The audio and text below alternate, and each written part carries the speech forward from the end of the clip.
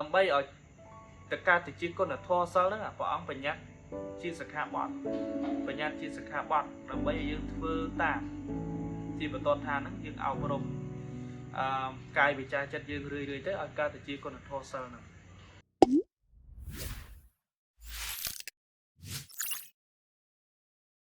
ទី1ព្រះអង្គបញ្ញត្តិឲ្យយើងជាពុទ្ធសាសនិកហ្នឹងជាអ្នកដែលមានបំណងប្រាថ្នានឹងរក្សាសិលឬក៏ជាអ្នកដែលកំពុងថែរក្សាសិលអ្នកដែលកំពុងមានសិលនៅក្នុងខ្លួនគឺមិនឲ្យសម្លាប់ជីវិតសត្វលោកទេមិនឲ្យសម្លាប់ជីវិតសត្វដទៃទេព្រោះដោយសារជីវិតសត្វដទៃគឺតែងតែស្រឡាញ់នឹងជីវិតរបស់ខ្លួនឯងដូចគ្នាស្រឡាញ់ដូចយើងស្រឡាញ់ជីវិតរបស់យើងចឹងហើយកាលណាដែលយើងសម្លាប់ជីវិតសត្វនឹងឯងវាធ្វើឲ្យវាមានពីវេរានឹងគ្នាអញ្ចឹងព្រះអង្គហាមមិនឲ្យសម្លាប់សត្វឲ្យយើងមិនសម្លាប់សត្វហ្នឹងគឺឲ្យកើតចេញពីក្តីមេត្តារបស់យើងប៉ុន្តែដើម្បីឲ្យទៅកើតទៅជាគុណធម៌សិលហ្នឹងព្រះអង្គបញ្ញត្តិជាសិក្ខាបទដើម្បីឲ្យយើងធ្វើតាមជាបន្ទាត់ថាហ្នឹងយើងអប់រំកាយវិចារចិត្តយើងរឿយៗទៅឲ្យកើតទៅជាគុណធម៌សិលហ្នឹងទី2មិនលួចទ្រព្យសម្បត្តិអ្នកដទៃទេធម្មតា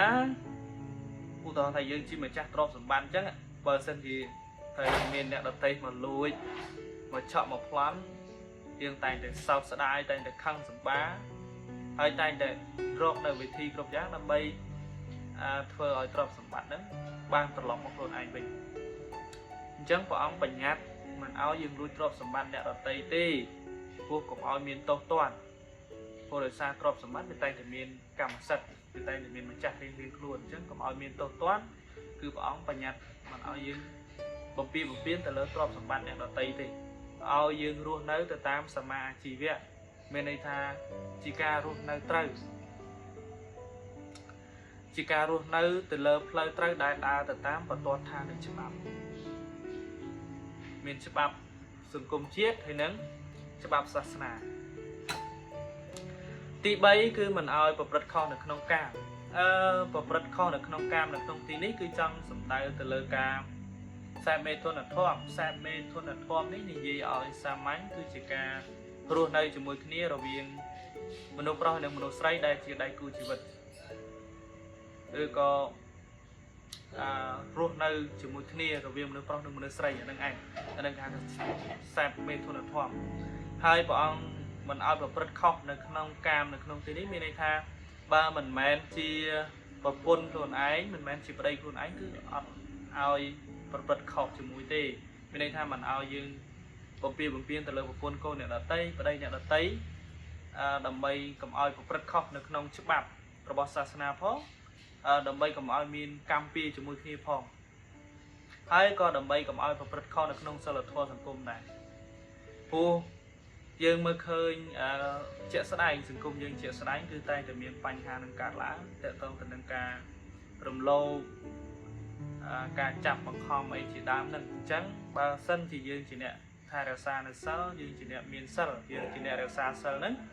យើងមិនប្រព្រឹត្តទង្វើហ្នឹងវាធ្វើឲ្យសង្គមយើងហ្នឹងបាននូវសន្តិភាពដែរវាធ្វើឲ្យសង្គមយើងហ្នឹងបាននូវសេចក្តីសុខមានន័យថាយើងរស់នៅជាមួយគ្នាហ្នឹងបានសេចក្តីសុខទី4គឺមិនឲ្យនិយាយពាក្យកុហកទេនៅក្នុងមុសាវាទហ្នឹងគឺមានន័យថាមិនឲ្យនិយាយពាក្យទាំងឡាយណាដែលជាពាក្យមិនពិតពាក្យទាំងឡាយណាដែលជាពាក្យមិនពិតក្តីពាក្យទាំងឡាយឯណាដែលជាពាក្យទ្រគោះបោះបោក្តីពាក្យញុះញង់ក្តីពាក្យដែលឥតប្រយោជន៍ពាក្យរយរាយឥតប្រយោជន៍ក្តីអានឹងចាត់ចូលនៅក្នុងមុសាវាទដែរចាត់ចូលនៅក្នុងមុសាវាទមានន័យថានៅក្នុងសិលទី4ហ្នឹងអញ្ចឹងព្រះអង្គហាមមិនឲ្យនិយាយពាក្យកុហកទេមានន័យថាយើងឲ្យយើងហ្នឹងជាមនុស្សដែលនិយាយនៅតែពាក្យពិតនិយាយនៅតែពាក្យណាដែលមានប្រយោជន៍មិននិយាយញុះញង់អ្នកដទៃទេហើយក៏មិនឲ្យនិយាយពាក្យសម្ដីអសុរោះមិនឲ្យនិយាយពាក្យសម្ដីអសុរោះដែរអាហ្នឹងគឺជាសិលទី4ហើយសិលទី5គឺការមិនសេពនៅគ្រឿងស្រវឹងយើងឃើញនៅក្នុងសង្គមយើងមានអ្នកសេពនៅគ្រឿងស្រវឹងច្រើនអញ្ចឹងវាតែងតែបង្កបញ្ហា វាតែងតែបង្កបញ្ហាឲ្យជីវិតខ្លួនឯងព្រោះការសាបនៅគ្រឿងស្រវឹងនោះវាធ្វើឲ្យប៉ះពាល់ដល់សុខភាពខ្លួនឯងផងវាធ្វើឲ្យសង្គមហ្នឹងទៅជាសង្គមមួយដែលមិនសូវមានសណ្ដាប់ធ្នាប់យើងថាមិនសូវមានសណ្ដាប់ធ្នាប់ហើយមួយណាមួយទៅពីច្រើនគឺកើតគ្រោះថ្នាក់ចរាចរណ៍នឹងច្រើនដោយសារការសាបនៅគ្រឿងស្រវឹងអញ្ចឹងពុទ្ធសាសនាសិលធម៌នៅក្នុងពុទ្ធសាសនានឹងឯងព្រះអង្គហាមមិនឲ្យសាបនៅគ្រឿងស្រវឹងទេមិនឲ្យយើងសាបនៅគ្រឿងស្រវឹងនៅក្នុងសិលធម៌ទី5ហ្នឹងគឺទាំងគ្រឿងស្រវឹងក្តីទាំងគ្រឿងទាំងឡាយណាដែលធ្វើឲ្យយើងញៀនក្តីទាំងអស់ហ្នឹងគឺព្រះអង្គហាមអញ្ចឹង